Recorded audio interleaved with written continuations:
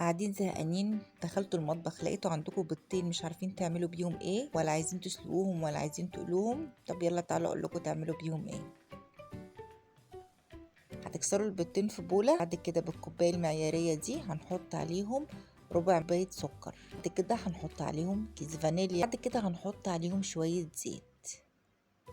بعد كده فتحتي التلاجة لقيتي عندك حتة زبدة، حطيها برضو مش هتقولك لأ. بعد كده عندك برضو فتحتي الفريزر لقيتي بشر برتقال، دوريه حطيه مش هيقول لا. بعد كده هنضرب لمدة دقيقتين متواصل. بعد كده هنحط مية سخنة حوالي ربع كوباية. بعد كده هنحط محسن الكيك ده على دقيق حوالي كوبايتين ونص دقيق، وهنحط عليهم ربع كوباية نشا ورشة ملح صغيرة.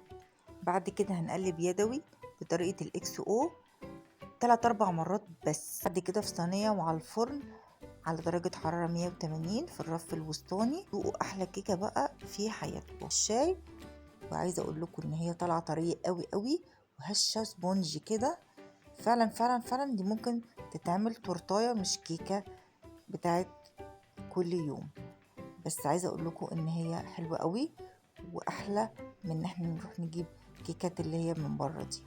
يلا، باي باي.